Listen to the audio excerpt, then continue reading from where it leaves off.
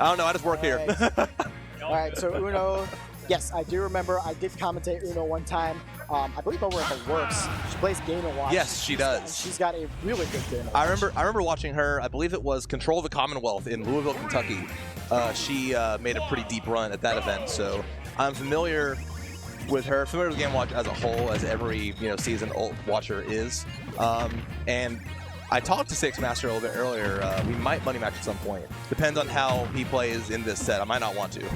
As far as matchups go, interesting one, Yeah, Game & Watch Pac-Man. Again, I keep saying it, but just another matchup I really don't feel like I've seen much of at all. I'm not really sure what to expect from this. This is this is the matchup of the retro gaming right here. Yeah. Well, you see how they're kind of like staying away from each other for a lot of it? Yep. You're gonna see a lot of that. Okay. Both these characters' their general game plan, I feel like is it's passive until it's not. Mm-hmm.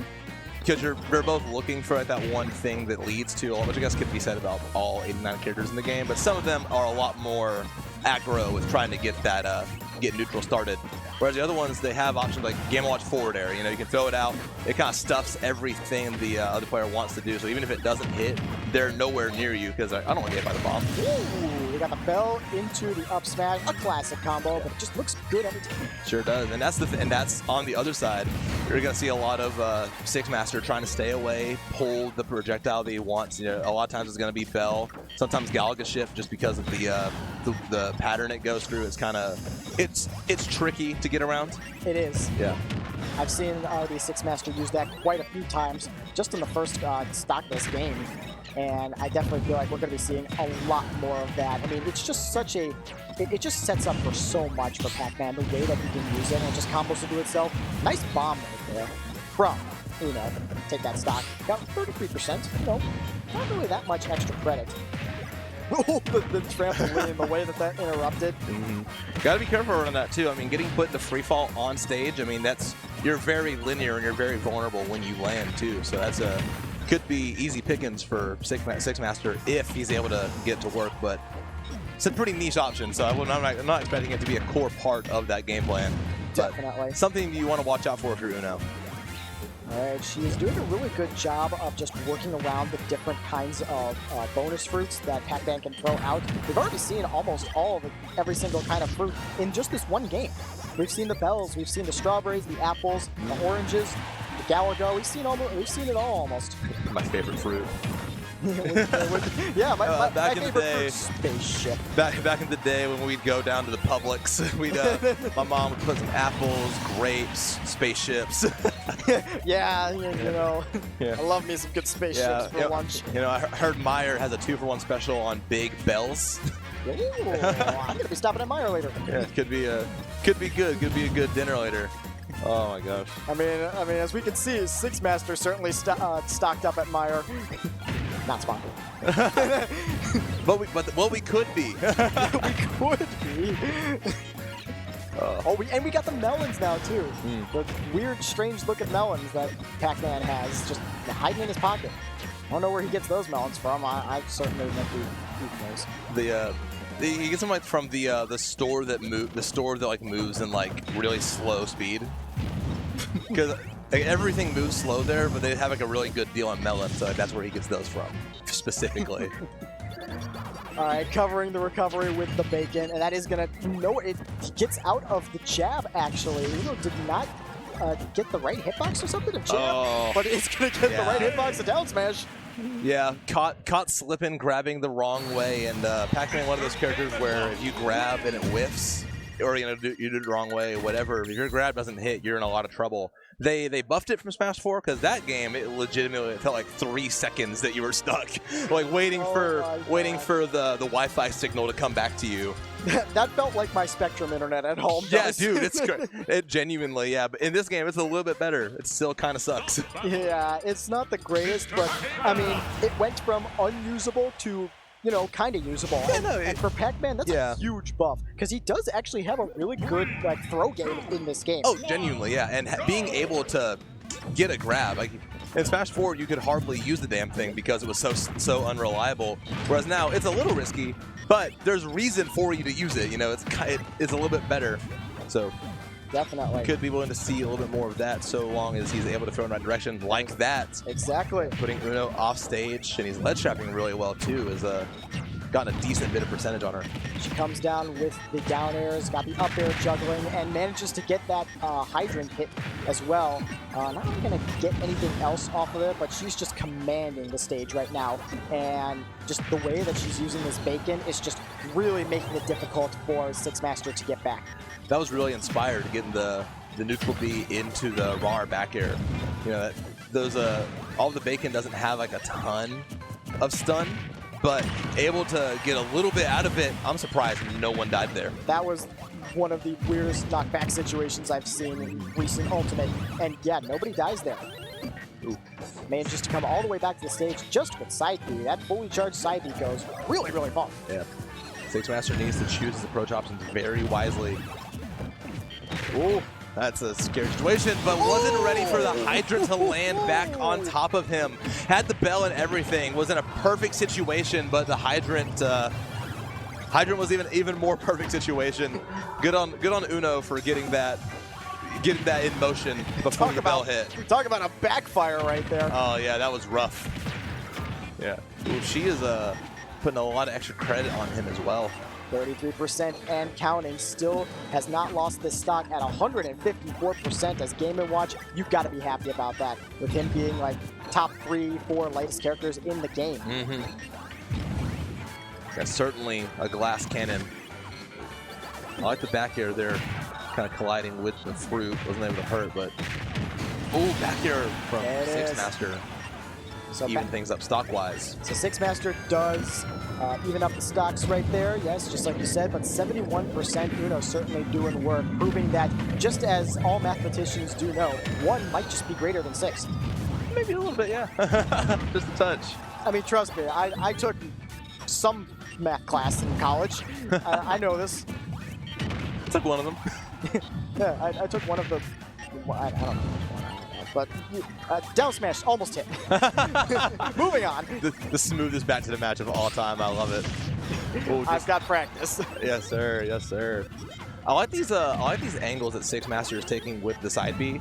You know, kind of stalling his time, making it back to stage, because it feels like Uno has gotten a lot of mileage off of catching 6Master's landing. So using the side B to make it a little bit more ambiguous and stalling out to the side, that kind of necessary just to avoid the bacon. Kind of hope Uno gets bored of mashing the B button. She's getting a little trigger happy though with those down airs. You don't want to be spamming that too much. It is a good landing option, but it is not the greatest, and it can be risky because there is a fair amount of end lag at the end of it. Certainly is. That time it worked. That time, yeah.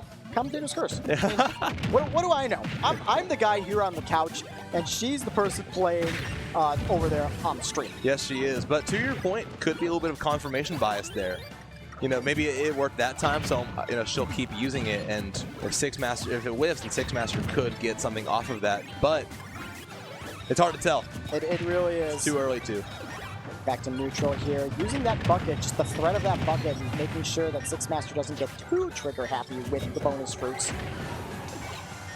Ooh, just narrowly avoids the bell. I love the commentator's curse got hit with it the last second of it. Yeah, it doesn't get the kill out of it though. 6Master's percent is starting to climb. We are at 75%. Once again, Uno living to quite a high percent for a Game & Watch. Oh, just reflects that melon right back in his face. Nothing slow about that melon. That one came right back at him. Yeah.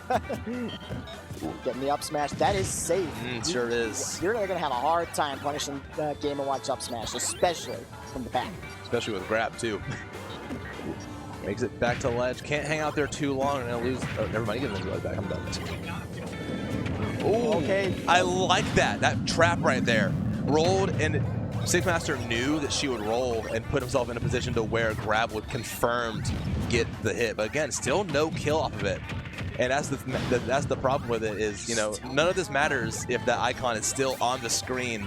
And Uno, for playing the 4th lightest character in the game, still alive at 183%. Could not have said it any better myself. The survivability of Uno, that's what separates you from, drowning in pools to making a deep run at events like this. And here comes the down air once again, and it ends up winning her the game. Sure does. And Uno goes up 2-0 Yeah. against 6Master. A lot of numbers right here. A lot of numbers, but the only ones that matter right now are the two ones in bold to the right and the left, 2-0 as we go into game 3. Few adjustments here to make. I'm not qualified to give advice on Pac-Man, but I feel like the theme, honestly, the theme of this block that we've seen a lot. Every set, I feel like we've seen a lot of like dropped kills. Yeah, there's been a lot of missed opportunities on both sides, but I mean, as we see by the score, Uno's certainly making the most out of the most important kill setups that she's got, and that's why she has this 2-0 lead in the first place. Now, in terms of the stage, really quickly, which I want to talk about, I am a little bit confused on why 6Master elected to come back here. I do feel like that this is a good stage for Pac-Man, but just the way that Uno seems to be able to control the space on FD, it just seems like coming back here after already getting 2-stocked and struggling to kill in the last game, I wonder if that'll come back to bite him. Yeah, I guess that's kind of the problem with like two characters that kind of like the same stages. It like, you know, it feels like Game & Watch gets a lot more off of the stuff that Game & Watch likes, or that Pac-Man likes, than Pac-Man does sometimes. Because I mean, if you give Pac-Man a platform, you get a few things, but you give Game & Watch a platform, that's still pretty dangerous. So I kind of get the idea. It's definitely, you know, sometimes there's a little comfortability in going back to the same stage. I mean, sometimes you just like the stage, I guess. Yeah.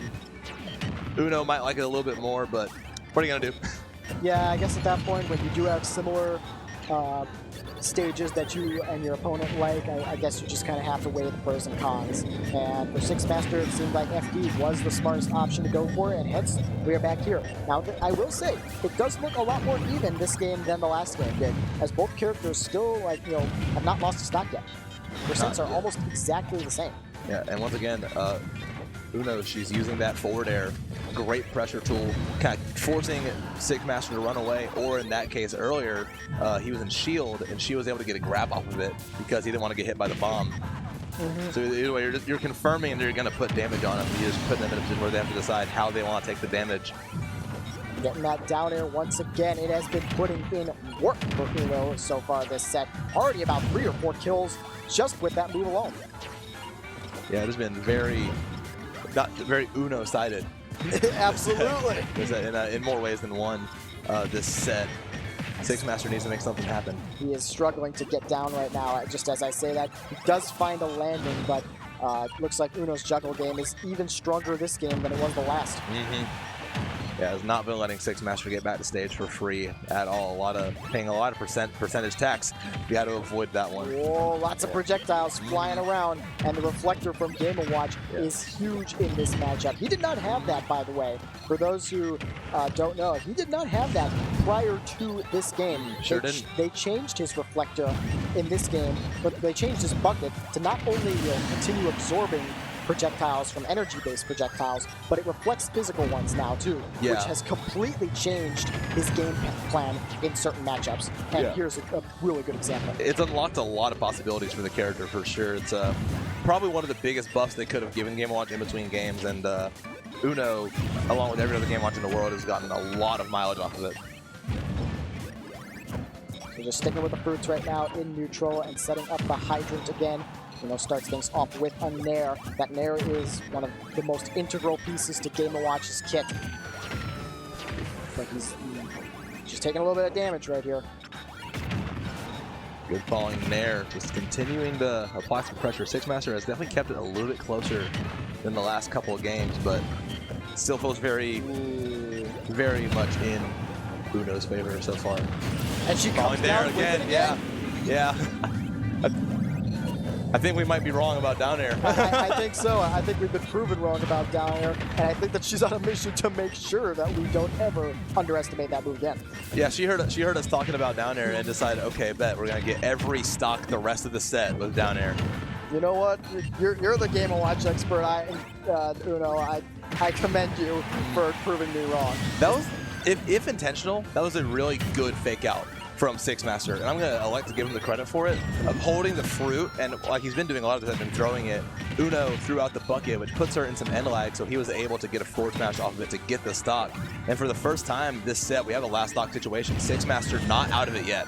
Yeah, this is a really close one so far, so maybe the FD pick wasn't the worst thing in the world like I was initially thinking it could be.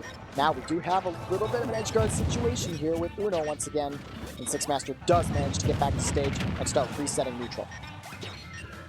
Ooh, very sketchy lane from 6Master, landing right in Uno's face. Trying to create some more space. Putting pressure on him right now. 6Master is stuck off stage once again, stalling off out there with the side B. Yeah. Hold it down, his spike! Wow. Not only getting every kill at down air, but getting kills with every inch of the down air too, every hitbox. That was I love it. really good stuff from Uno. Yeah.